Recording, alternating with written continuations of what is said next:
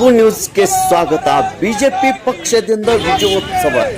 ಪಶ್ಚಿಮ ಬಂಗಾಳ, ಆಸಾಂ ಮತ್ತು ಪಾಂಡಿಚೇರಿ ರಾಜ್ಯಗಳಲ್ಲಿ ಬಿಜೆಪಿ ಪಕ್ಷವು ಅತಿ ಹೆಚ್ಚಿನ ಸೀಟುಗಳನ್ನು ಜಯಭೇರಿ ಸಾಧಿಸಿ ಬಿಜೆಪಿ ಪಕ್ಷದ ಐತಿಹಾಸಿಕ ಸಾಧನೆ ಮಾಡಿದ ಬಗ್ಗೆ ಹಾಗೂ ಈ ನಿಮಿತ್ತವಾಗಿ ಸಂಕೇಶ್ವರ ಪಟ್ಟಣದಲ್ಲಿ ಬಿಜೆಪಿ ಪಕ್ಷದ ಕಾರ್ಯಕರ್ತರಿಂದ ಮುಖಂಡರಿಂದ ವಿಜಯೋತ್ಸವ ಆಚರಣೆ. ಪಟಾಕ್ಷಿ ಸಿಡಿಸಿ, ಸಿಹಿ ಹಂಚಿ, ಜಯಘೋಷ ಹೇಳಿ ವಿಜೃಂಭಣೆಯಿಂದ ವಿಜಯೋತ್ಸವ ಆಚರಣೆ ಮಾಡಿದರು.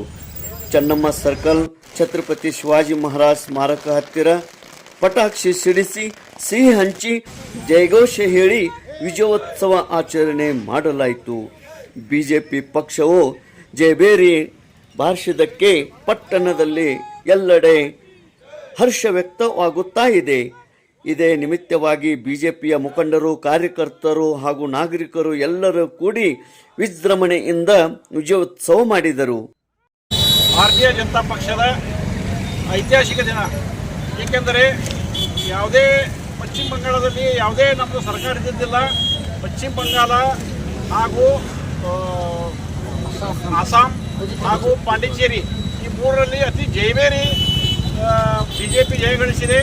ಅದು ಅಲ್ಲಿ ಸರ್ಕಾರವು ಆಗುತ್ತದೆ. ಅದರಂತೆ ಕೇರಳದಲ್ಲಿ ಯಾವುದೂ ಒಂದು ಸೀಟ್ ಇದ್ದಿದ್ದಿಲ್ಲ ನಮ್ಮದು. ಆದರೆ ಈ ಸಲ 2 ಸೀಟ್ 3 ಸೀಟ್ ಬಿಜೆಪಿಯವು ಬಂದಿದ್ದಾವೆ. ಅದರಂತೆ ತಮಿಳುನಾಡಲ್ಲಿಯೂ ಸಹ ಸರ್ಕಾರ ಸಮ್ಮಿಶ್ರ ಸರ್ಕಾರ ಆಗುವ ಸಂಭವ ಇದೆ. ಅದನ್ನು ನೋಡಬೇಕು, ಇನ್ನು ಕಾದು ನೋಡಬೇಕಂತೇಳಿ ಹೇಳ್ತೀನಿ. ಅದು ಅದರಂತೆ ಇದು ಐತಿಹಾಸಿಕ ದಿನ, ಬಿಜೆಪಿಗೆ ಇದು ಐತಿಹಾಸಿಕ ದಿನವಾಗುತ್ತದೆ ಹೇಳಿ 2 ಮಾತು.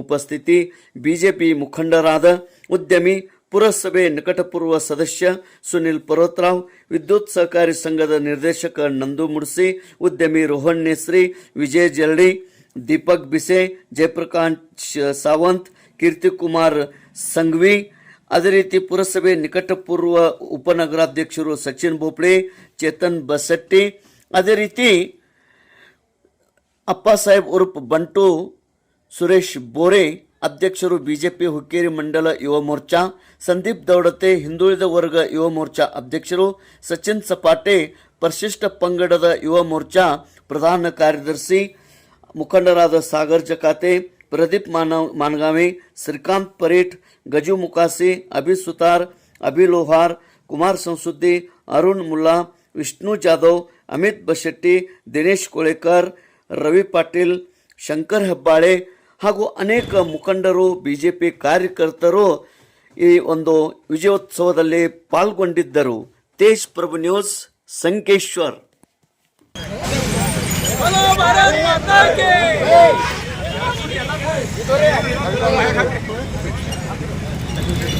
ಎಸ್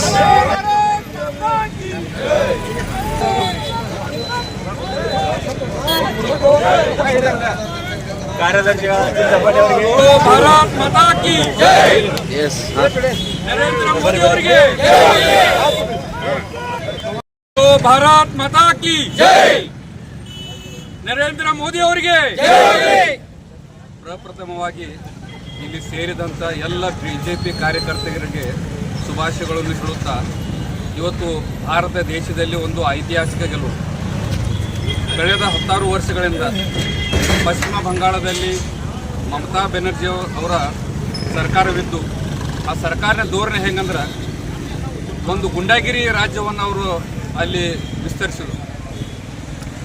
ಬಂಗಾಳದಿಂದ ಅಲ್ಲಿ ಬರುವಂಥ ವಲಸಿಗರನ್ನ ಆಶ್ರಯ ಕೊಡುವುದು, ಇದರಿಂದ ಒಟ್ಟಿಗೆ ಟೋಟಲ್ ಭಾರತದ ಒಂದು ಸಂವಿಧಾನವನ್ನು ಒಂದು ಕಡೆಗೆನಿಸುವಂಥ ಒಂದು ಪರಿಸ್ಥಿತಿ ಇತ್ತು. ಅಲ್ಲಿ ಇವತ್ತು ನಮ್ಮ ಪ್ರಧಾನಮಂತ್ರಿ ಆದ ನರೇಂದ್ರ ಮೋದಿಯವರಾಗಲಿ, ಯೋಗಿಯವರಾಗಲಿ, ಅಮಿತ್ ಶಾ ಅವರಾಗಲಿ ಬಹಳಷ್ಟು ಶ್ರಮಪಟ್ಟು ಅಲ್ಲಿ ಇರುವಂಥ ಕಾರ್ಯಕರ್ತರು ಬೂತ್ ಲೆವೆಲ್ ಕೆಲಸ ಮಾಡಿ, ಮತ್ತೊಂದು ವಿಶೇಷ ಅಂದರೆ ಇವತ್ತು ಅಲ್ಲಿ ಬರಲಿಕ್ಕೆ ಕಾರಣ ಅಂದರೆ ಮಹಿಳಾ ಸಂರಕ್ಷಣಾ ಸಲುವಾಗಿ. ಯಾಕಂದ್ರೆ ಲಾಸ್ಟ್ ಒಂದು ಕಳೆದ ವರ್ಷಗಳಲ್ಲಿ ನೀವು ಕೇಳಿರ್ಬೋದು, RG ರಾಕ್ ಅಂತ ಹೇಳಿ ಅವರು ಒಂದು ಹಾಸ್ಪಿಟಲ್ದಲ್ಲಿ ಬಲಾತ್ಕಾರ ಇತ್ತು. ಅವರ ತಾಯಿಗೇನ ಇವತ್ತು ಅವರು ಟಿಕೆಟನ್ನು ಕೊಟ್ಟಿದ್ದಾರೆ. ಅವ್ರ ತಾಯಿಗೆ ಅದು ಪ್ರಚಾರದಲ್ಲಿಯೂ ಅವರನ್ನು ವೇದಿಕೆ ಮೇಲೆ ಕರೆಸಿ ಅವರಿಗೆ ಒಂದು ಟಿಕೆಟನ್ನು ಕೊಟ್ಟಿದ್ದಾರೆ. ಈ ಎಲ್ಲವನ್ನ ನಿರ್ಧಾರವನ್ನು ಒಟ್ಟಿಗೆ ಅಲ್ಲಿ ಜನರು ಒಪ್ಪಿಕೊಂಡು ಭಾರತೀಯ ಜನತಾ ಪಕ್ಷಕ್ಕೆ ಬೆಂಬಲ ಸೂಚಿಸಿದ್ದಾರೆ. ಪಶ್ಚಿಮ ಬಂಗಾಳದಲ್ಲಿ ಈಗ ನೋಡಬೇಕಾದ್ರೆ ನೀವು ಅಂದ್ರೆ ಐತಿಹಾಸಿಕ ಗೆಲುವು ಹೇಳ್ಬೋದು. ಯಾಕಂದರೆ 143 ಏನೋ ಮ್ಯಾಜಿಕ್ ನಂಬರ್ ಇತ್ತು ಅಲ್ಲಿ ಔಟ್ ಆಫ್ 293 ಒಳಗೆ. ಅಲ್ಲಿಗೆ ನನ್ನ ಲೆಕ್ಕಲ್ಲಿ 190ವರೆಗೆ ಭಾರತೀಯ 202ವರೆಗೆ ನಮ್ಮ ಭಾರತೀಯ ಜನತಾ ಪಕ್ಷದ ಸೀಟ್ಗಳು ಬಂದವ. ಅಲ್ಲಿ ನಮ್ಮ ಸರ್ಕಾರ ಆಗೋದು ನಿಶ್ಚಿತ ಐತಿ. ಅದೇ ರೀತಿ ಅಸ್ಸಾಂದಲ್ಲಂತೂ ಹೋದ ಸಲ ನಮ್ದು, ಈ ಸಲ ನಮ್ದು ಬಂದದ.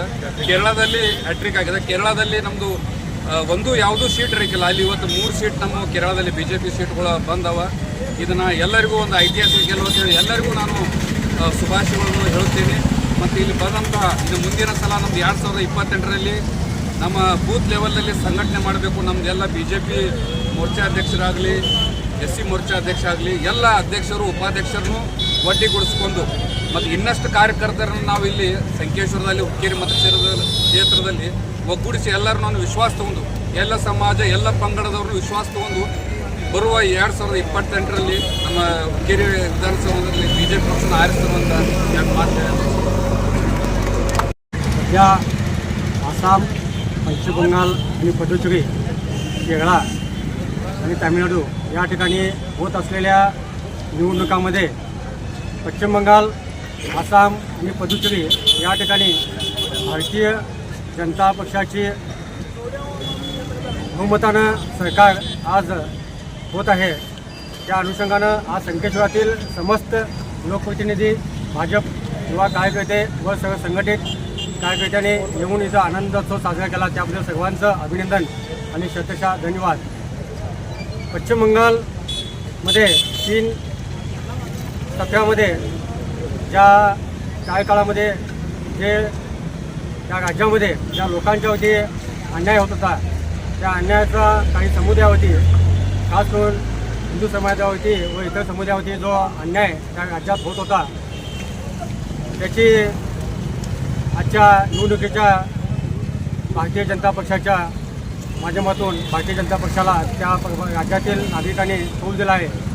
आदरणीय पंतप्रधान नरेंद्र मोदीजी, गृहमंत्री अमितजी शहाजी व योगीजी व तसेच देशातील समस्त लोकप्रतिनिधी त्या पश्चिम बंगालमध्ये जाऊन, राज्यामध्ये जाऊन चांगलं सुशासन, चांगलं प्रशासन आणि चांगला राज्याचा विस्तार चांगलं करण्याचा जो प्रयत्न करण्याचा प्रसार माध्यमातून व लोक प्रचारातून त्यांनी जो संदेश दिला, त्याला त्या राज्यातील लोकांनी प्रतिसाद म्हणून आज नरेंद्र मोदीच्या आणि अमित शहाजींच्या व योगींच्या यांना अनुसरून कौल दिलेला आहे.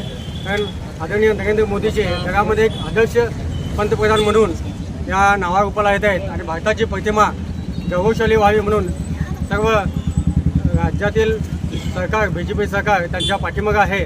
तसंच मी पुढच्या काही काळामध्ये सुद्धा येऊन लागलेल्या निवडणुकामध्ये भारतीय जनता पक्षाला सर्वांनी बहुमतानं विजयी करावं व चांगलं या राज्यामध्ये, देशामध्ये चांगलं सुशासन, चांगलं प्रशासन व चांगला विस्तार व चांगला राज्याचा विकास व्हावा या दृष्टीनं त्या कौल दिलेला आहे. त्या दृष्टीनं त्या राज्यातील सर्वांचा, मतदारांचा मी शतशः आभारी आहे. तसंच या प्रभागामध्ये, सर्व राज्यामध्ये ज्यांनी कार्यकर्त्यांनी, भारतीय जनता पक्षाच्यांनी कार्यकर्त्यांनी ज्यांनी सहभाग होऊन जो यंत्रणा राबवली, त्या सर्व कार्यकर्त्यांचं मी मनापासून आभार व्यक्त करून सर्वांचं मी निवडून आलेल्या आमदारांचं, पुन्हा एकदा सर्व संकेश्वरच्यांचं अभिनंदन व्यक्त करतो. स्टार्ट. संपूर्ण देशाचं लक्ष घालेल्या 5 राज्याच्या विधानसभेचा निवडणुकीचा निकाल आज आलेला आहे आणि 5 राज्यामध्ये 3 राज्यामध्ये भारतीय जनता पक्षाचं सरकार बहुमतानं आज अस्तित्वात आलेलं आहे. आणि विशेष म्हणजे ममता बॅनर्जींच्या राज्यामध्ये मोठं यश भारतीय जनता पक्षाला मिळालेलं आहे आणि या यशाचे शिल्पकार या देशाचे पंतप्रधान माननीय नरेंद्रजी मोदी, गृहमंत्री अमित शाह व आमच्या पक्षाचे अध्यक्ष व तेथील राज्याचे पदाधिकारी, कार्यकर्ते व मतदार यांनी हा विजयामध्ये मोठा सिंहाचा वाटा आणला आहे. त्याबद्दल आज संकेश्वर शहराच्या वतीनं सर्वप्रथम मी त्यांचं मनपूर्वक विशेष करून अभिनंदन करतो.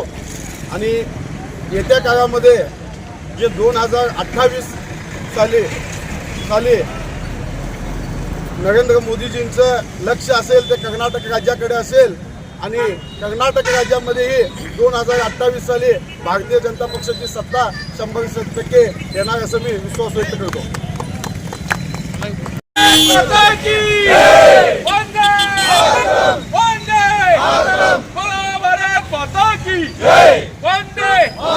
बीजेपी पक्ष के